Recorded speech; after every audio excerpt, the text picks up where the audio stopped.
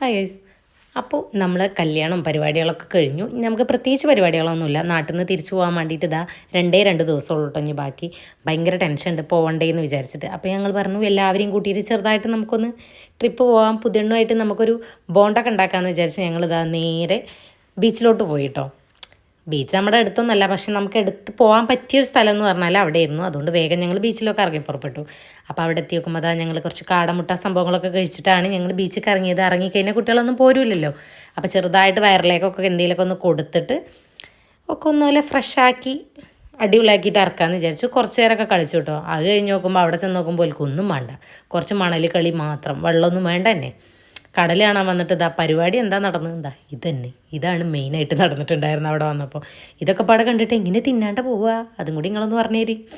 അപ്പോൾ അതാ അവിടെ പുതിയ ഷോപ്പുകളൊക്കെ വന്നിക്കല്ലേ ഇപ്പോൾ കടലിൻ്റെ അവിടുന്ന് കുറേ ചെറിയ ചെറിയ കടകളൊക്കെ പോയി എന്നാണ്. അപ്പോൾ ഞാൻ അങ്ങനെ വിചാരിച്ചിരുന്നു കാണാൻ രസം ഉണ്ടാവില്ല എന്ന്. പക്ഷേ ഇതൊരു പ്രത്യേക ഭംഗിയുണ്ട് കേട്ടോ കാണാൻ വേണ്ടിയിട്ട്.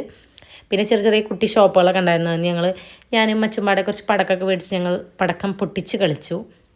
ഇനി നമുക്ക് എവിടെ പോകുന്നുള്ള ഡൗട്ടിൽ ഇങ്ങനെ നിൽക്കായിരുന്നു. അപ്പോൾ കുറച്ച് ആൾക്കാർ പറഞ്ഞു ലുലുവിൽ ഒരു ഗോസ്റ്റിൻ്റെ പരിപാടി നടക്കുന്നുണ്ട്, അപ്പോൾ അങ്ങോട്ട് പോകാമെന്ന് വിചാരിച്ചു കേട്ടോ. അതൊരു എക്സ്പീരിയൻസ് ആവുമല്ലോ ഗോസ്റ്റിൻ്റെ പരിപാടി എന്ന്. അപ്പോൾ അവിടെ ചെന്ന് നോക്കുമ്പോൾ ഗോസ്റ്റിൻ്റെ പരിപാടിയൊക്കെ കഴിഞ്ഞ് എല്ലാവരും ഗോസ്റ്റായിപ്പോയി.